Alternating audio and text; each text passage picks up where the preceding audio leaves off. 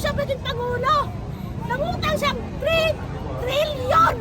Asan ang 3 trillion na dapat sa PhilHealth kung ibigay sa amin? Samantalang ang dami nang walang mga pera. Isa na ako doon. Pero ang puso ko ay nasa mga mahihirap. Ikaw wala. Kaya dapat ikaw ang ikulong. Ikaw ang pusasan ng mga pulis na nandito nakapanigid sa Malacanang. Ikaw dapat ang pusasan. Naintindihan mo, ikaw ang pusasan mo sa Tampalusos. Kayo ang ikulong. Kung hindi nila kaya kayong ikulong sa mga pulis nyo. Kami itong bayan. Lalaban kami. Oh, kamukha ko. Ito ko, hindi ako natakot. Kaya... Tubig. Bigyan ng tubig. Ito hindi kaya ko. Masama ang loob ko dahil si Bibi Sara muntik yung patayin para wala na kakampi ang taong bayan. Masama ang loob ko. Kaya dapat isipin nyo mga taong bayan na nandito ngayon na isipin nyo ang kalagayan ng bansa na huwag nating iasa sa mga taong walang pagmamahal at walang malasakit. Tubig mo na, ma'am. Tubig. Okay, hintayin natin. Relax lang. Kaya ganito, alam ko na hindi ako pababayaan ng Diyos. Tanging Diyos lang ang kakampi ko. Hindi ako natatakot na maglaban naman. Binuha ko ang Suri Duterte Family Worldwide para sa pagmamahal sa bayan na hindi mapunta sa mga administrasyon na walang awa, walang tapang at malasakit para sa bayan. Kaya ka tayo mga nandito ngayon, dagdagan pa natin! Pumunta pa kayo, dagdagan pa natin ang mong tayo. Tigil na hindi bumaba si Bangag! Kaya yun lang. Right. Thank you very much, ma'am.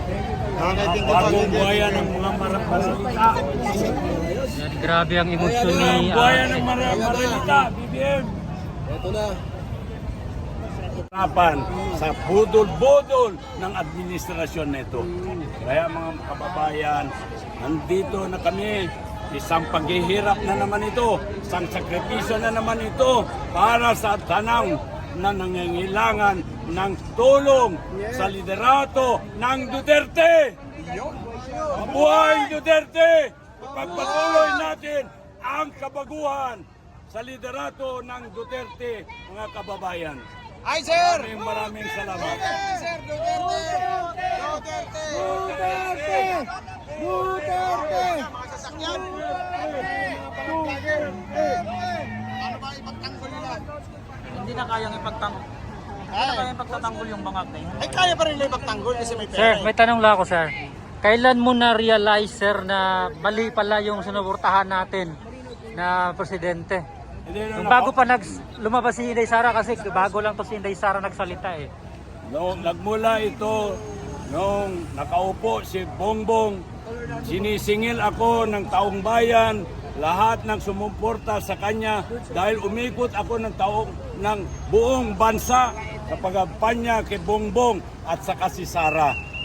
Dahil napromesahan ang taong bayan na sabi ni Bongbong, ang bugas, kung pwede, 20 na lang. Kung pwede, pabangon tayo muli.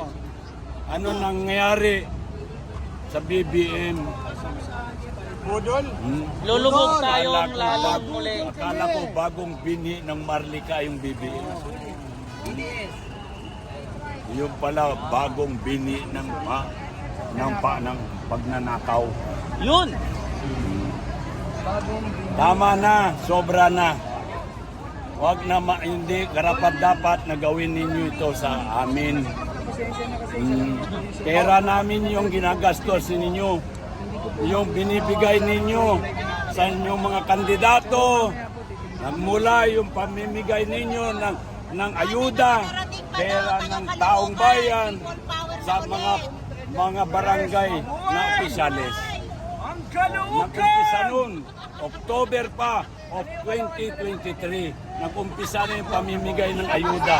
Pinupolitika nila ang kwarta ng taong bayan. Kaya pala walang nagawa, sir, no?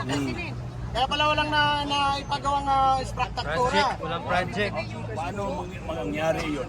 Yung party list ng Tingog, nagbibigay ng every family ng 5,000. Saan kinuha ni Romualdez yan? Saan kinuha ng tingog party list yung binibigay niya?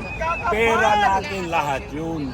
Yun ang galing sa Land Bank, galing sa SSS, galing sa PhilHealth, galing sa GSIS, lahat ng pera, kwarta, taxpayers money, ang ginastos nila sa ilang ambisyon na gusto na maging presidente. Yan si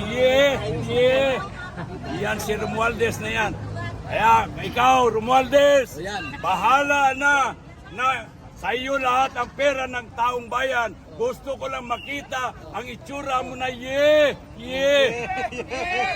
para kang mongoloy. Tangin na ka! Dumating ka sa bahay ko, nanahimik ka, akala ko mabait ka. Yung pala, traidor ka, animal ka, Romualdez ka. Kung alam ko lang, yan ang gagawin mo ngayon sa taong bayan. Nilason na kita nung dumating ka sa bahay. Na ako nagpakain sa inyo nung dumating kayo sa bahay. Ako gumastos sa lahat ng pangyayari ng Unity Team Proclamation sa Tagum City. Kaya ikaw, Romualdez, tandaan mo ito. Yung ambisyon mo na gusto mo maging presidente, hindi mangyari yan. Dahil walang makagusto sa iyo. Kung ngayon pa lang, congressman ka pa lang, sobra na ang pagnanakaw mo. Lalo na ngayon kung presidente ka, lalo na nang mapadapa tayo. Lulubog ang Pilipinas. We all go to hell. Kaya isama ka namin. Hindi ka namin iiwanan. Isama ka namin.